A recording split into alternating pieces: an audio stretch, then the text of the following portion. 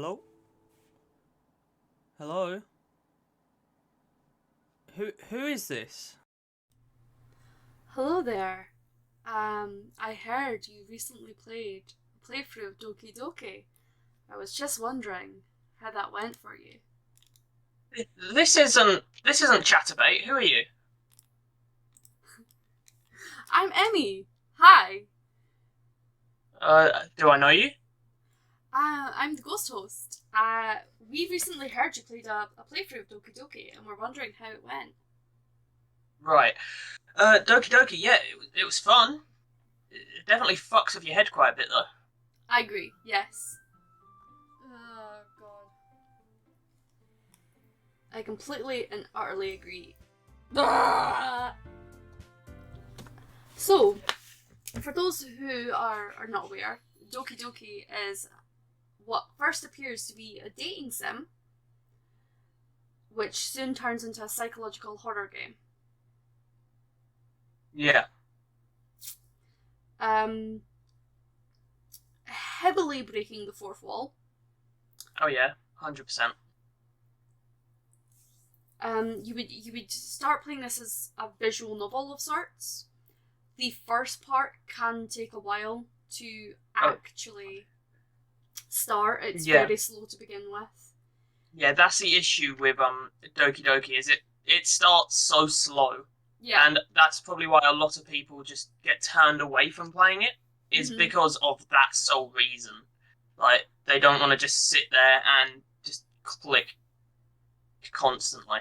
I know when I first played it, I downloaded an auto-clicker just to get through the first day faster. And what do you feel is your favorite part of Doki Doki? I'm going to have to say the downfall of the game after the first chapter. Mm-hmm. So after the events that happen with Sayori, I'm not going to say what happens purely because I want people to experience the game for themselves, as it is free on Steam. Yes. But the events that happen after Sayori and just the downfall from there is probably my favourite thing, because it fucks with you, but in the best possible way. Yeah, you start to question your own grasp of reality through that game. Yes. Because it really does psychologically fuck with you. Even on you go.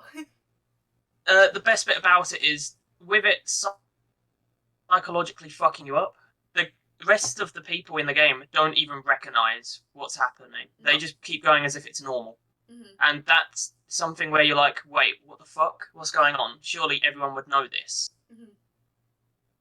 And as you learn throughout the game, like, everything's not quite as it seems. Mm-hmm. And that's when you're like, right, this makes sense now. For me, I remember playing it and being like, it's a cute little dating sim, going in here knowing actually nothing. I knew nothing about the game at all. I didn't even know the horror part of it. I just knew there was some things to do with mental health and some things that could be quite triggering. Yes, so, I remember hearing it was a psychological horror game, but it's like, no, it can't be. It's just a dating sim with anime girls in. Like, it can't be much. I just came here for a cupcake. You know what I'm saying? And I remember also, like, the music constant. You start off playing it and you're like, it's a cute little song. Da-da-da-da, cute little song. And then you get to after Sayori. After Sayori, when everything resets itself, you're like, this song is starting to annoy me. It's starting to get to me. Music ain't quite the same now. Yeah. People say that you can hear that it goes off a little bit. Yes, you can, and that's in very specific parts of the game you can hear the music go off. It's mainly after Monica has turned up late to one of the club mates because she was practicing piano. That's after that you can hear it start to go off every now and then. And people were also saying in the back wall things start to change behind the characters. Yes, so there is a 1 in, oh god, 100, I think, % chance one of the pictures, after Sayori is gone from the game, one of the pictures in the background will change to that picture of Sayori. Does it really? Yes. Never noticed that before. It's like there's so many secrets in the game which Mhm. are still yet to be discovered by streamers on Mhm. the internet or things like that if they've never had it.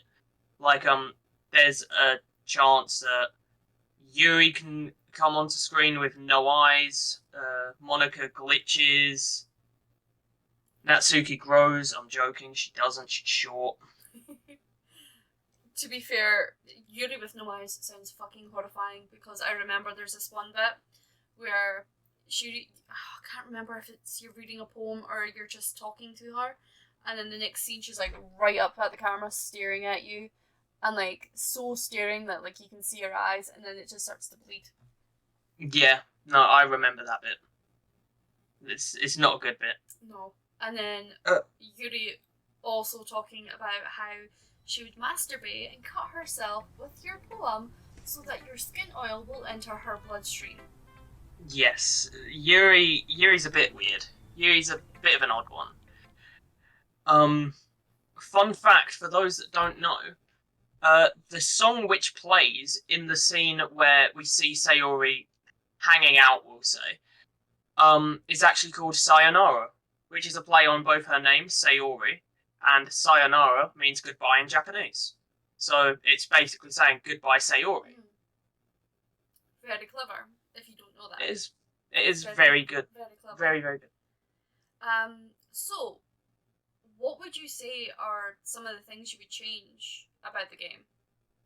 See, I would have slight things change, like, even if it's just for a frame. You know, like the whole concept of subliminal advertising and things like that, where something will flash for a second and you'll double guess it, like, wait, what? Was that right?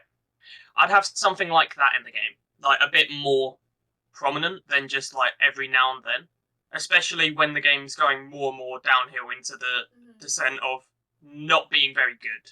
Not good, like, not gameplay wise. Like, gameplay wise, there is no gameplay, you're clicking. But storytelling wise, when it starts getting a bit manic, then just things like that. Just when you're not paying attention, just Monica flashing on screen or things like that. Like, that is something I would change. Yeah. I feel that they could have more psychological stuff in it. I know there is quite a lot of psychological in it, but they could have little bits that you go, wait, hold on. Yeah. What was that? Like the discordant notes. Like, if they happened, like, yeah, they happen every now and then, which is brilliant for it. But if they had moments where it's just silence, like, just out of nowhere, just a few notes missing from the song, then that would be pretty good. And I like how it doesn't necessarily rely on jump scares. It really does rely on psychological torture, almost. Oh yeah, 100%. There is basically 0 in-your-face jump scares in the game. I say basically 0 because there are some, but it doesn't heavily rely on the whole common spiel of loud noise in your face jump scare. A lot of it's like just fucking with your head to make you feel uncomfortable jump scares. It really does toy with you, and the repeating of the days as well, because you're like, I've already done this. Why am I doing this again? Like, what the fuck is going on? And yeah, then especially start to change again, and you're like, what the fuck? Yeah, that goes back to when the girls get deleted from the game one by one. It's very similar to that, where everything's back to normal, allegedly. But your character in the game, the unnamed, unshown main character of the game, they recognise something feels wrong. Yeah. But all the other girls, i.e., when Sayori has gone, Yuri and Natsuki don't even bring it up. Neither does Monica, but I'm not going to say anything because I don't want to spoil the game. Yeah. There's a couple of little bits that you really do need to experience for yourself just to feel how truly fucked up the game can make you feel. Oh yeah, 100%. I remember playing it during a 24-hour stream, and I was just so already mentally drained from the stream itself that playing it really put me in this sort of space where it was like, what the fuck is even going on? I couldn't even like audibly say what the fuck my brain was thinking. I Yeah. could just sort of sit there and be like, what the fuck did I just... What the fuck is going on? There's that clip of you playing it in your 24 hours, and it's when Yuri says that she will masturbate and cut herself with your poem, and just your reaction to it. That is basically a sum up of just seeing that scene for the first time, no matter how tired you are, because you're, 17 hours in or something like that?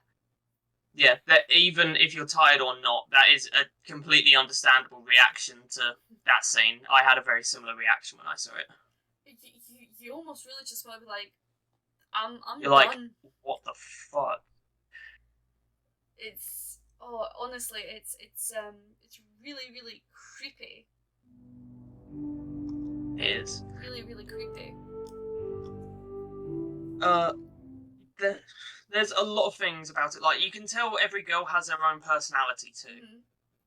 Mm-hmm. Like, you get Sayori's personality literally from her first poem, where it ends with "I'm hungry" or "I want breakfast" or something like that. Like, it starts off as a really nice poem about sunlight hitting her face when she wakes up, then just ends with "I want breakfast," which I relate to completely.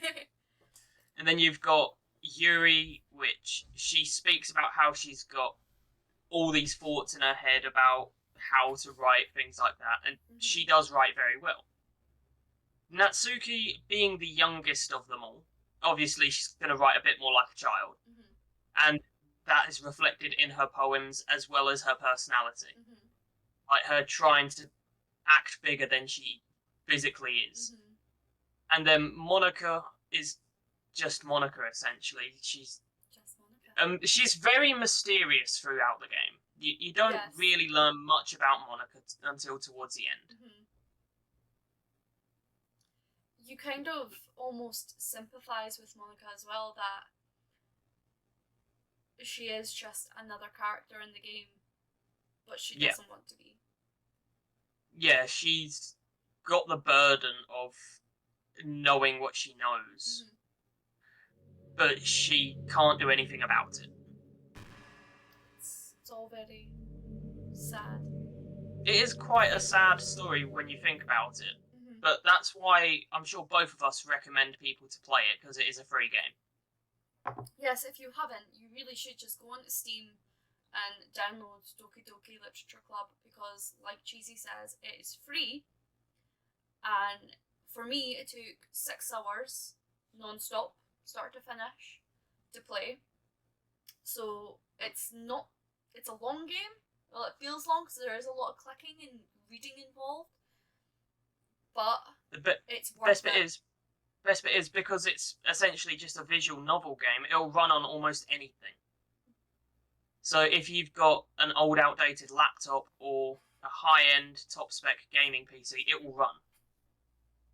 Because it's just a few pictures and text.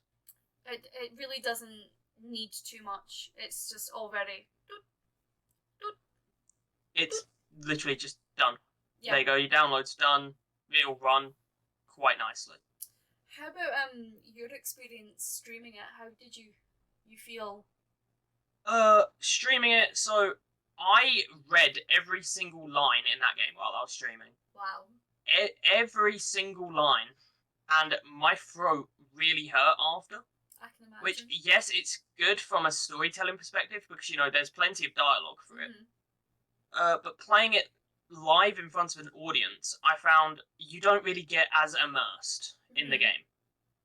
Like, because you're focusing on your chat, things like that, while you're doing the game. So I found the best way to play it was actually on my own. Yeah. So then you can get fully immersed in it, get all the jump scares, everything like that, without seeing, like, someone in chat say, something that takes you out of the immersive space completely. And that's the thing. Doki Doki does require your attention. Yeah. At points. It does, yes. Because it's some of the things are quite blink and you'll miss it. Yes. Even clues in dialogue. Some of the poems that are written, if you are, say, you read it and then you go to chat and read a bit of chat and then you come back to it and then you go backwards and forwards, you miss some visual clues that you're given. I think Sayori's last one has visual cues like that, which if you aren't paying attention, you won't see them. But it hints towards what she does. Yeah. The next time you see her. For me, it was actually the complete opposite of what you were saying, because my chat refused to let me read chat. They would just stop talking anytime they saw me look that way. Nice. I was completely immersed in Doki Doki. So my very first playthrough was just me playing through it without chat really wanting me to talk. They wanted me to be immersed and fully experience it. They also tortured me quite a lot with fart noises and different just soundboard noises. I'm sure if I had that, my chat would have done the same. Instead, I got Senator Armstrong from Metal Gear Rising. It's the risk you take playing Doki Oh yeah, Doki being a streamer playing a visual novel game, yeah, it's gonna happen.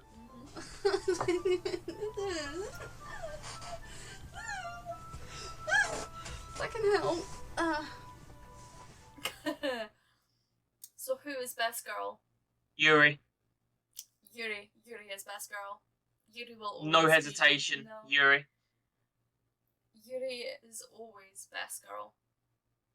No matter what, Yuri is best girl. Sure, she may say she's going to masturbate with your poem and cut herself with it, but Yuri is best girl. I'll have you fucking know. I'm just fucking spit on your face, fucking balls to the wall fan. So, yeah. But, how do you feel the music? If you were to hear the music. I don't like the music. I'll hear a piano or something play one of the notes from the song, and like being a musician myself, I know what's being played. Yeah. And hearing those notes, it's like, oh god, oh no. Because you just hear it on repeat throughout the whole game. Apart from in specific scenes where you're not in the school.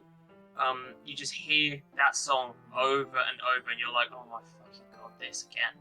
Do you know, it reminds me an awful lot of It's a Small World. Yeah, no, I get that. The feeling that It's a Small World gives me is very similar to the Doki Doki. It's the same. It's just repetitiveness over and over and over again, where you're just sitting there like, I don't want to hear this anymore. Yeah, I think that plays in really well with the whole psychological element of Doki Doki. Just the song repeating over and over again. It takes a toll on your head. Okay, so we have two questions. The first one, does the game take things too far with its subject matter?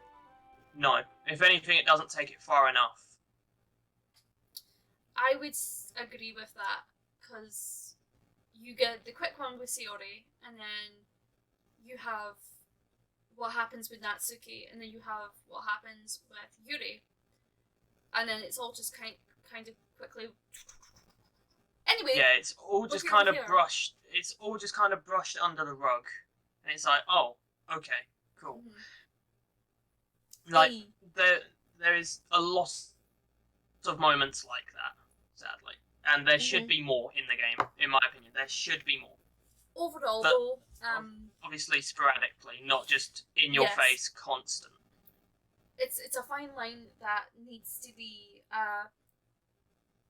basically not too much of a mental health talk, but also not just right. Well, this happened. Anyway, right, here we go. Yuri said this. Off you go. Right, next one. Yuri self-harms. But never mind that. Look, it's Monica. She's got a poem Look, for you. Monica. Look, Monica's doing that weird fucking pose. Where she's like angled out. Looks really uncomfortable for her back, to be honest. I'm sure she's got some kind of early setting scoliosis from it. There you go, you're doing it. Close enough.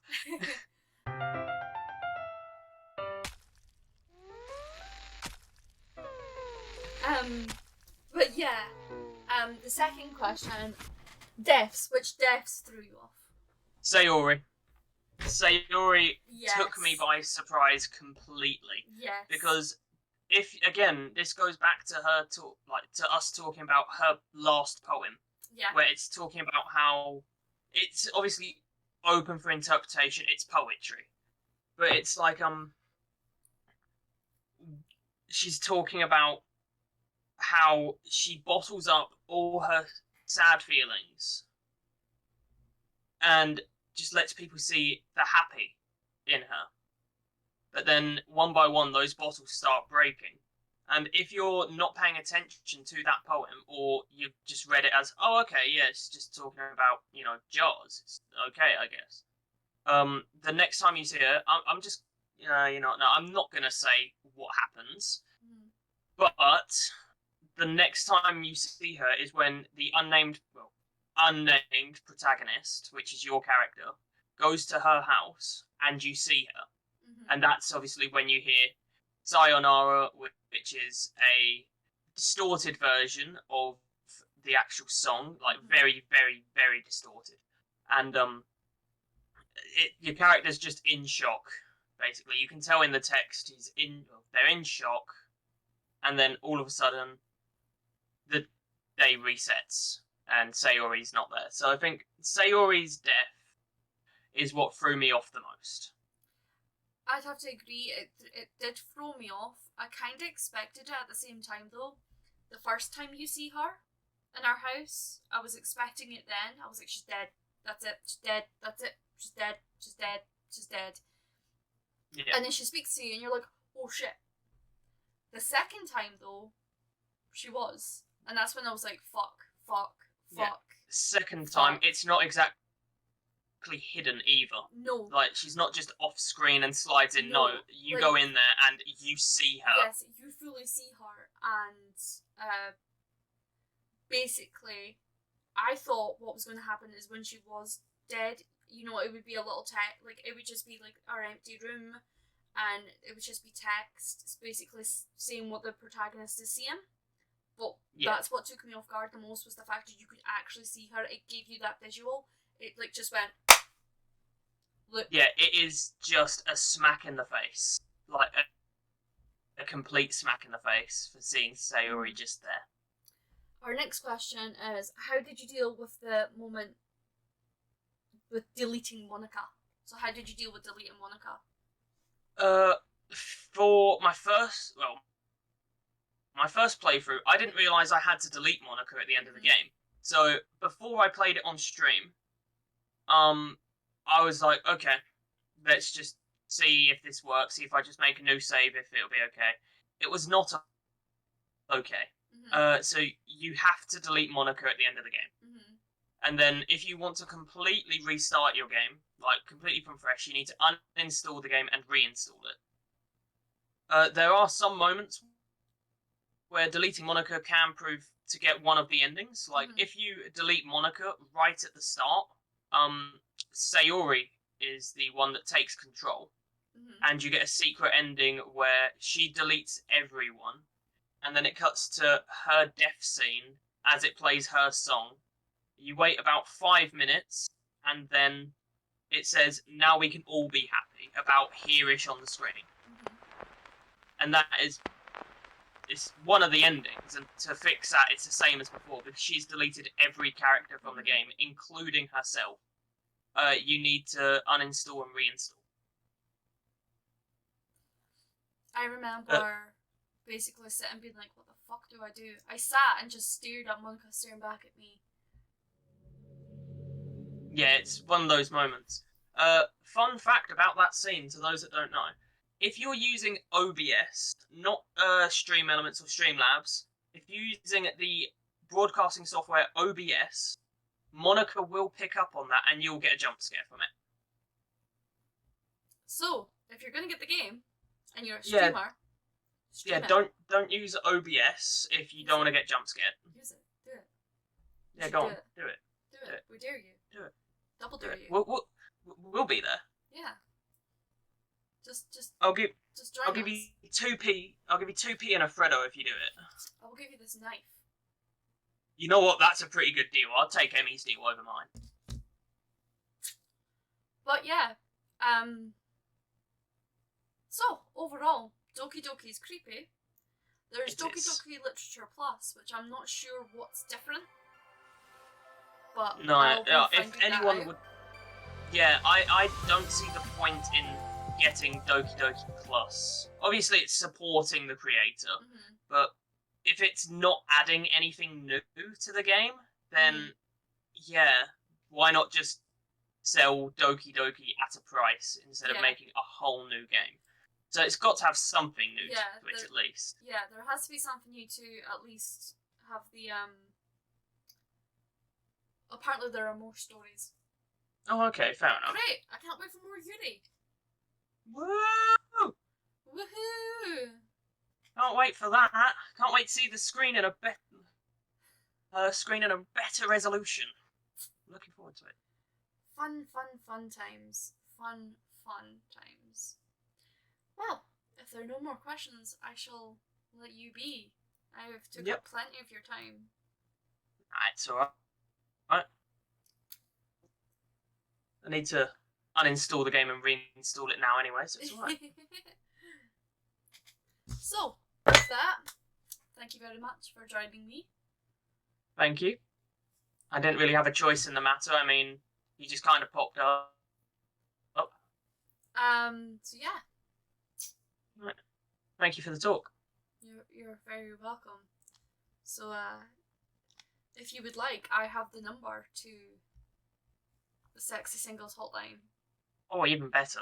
That's even better than Chatterbait. Yes, please. Bye bye.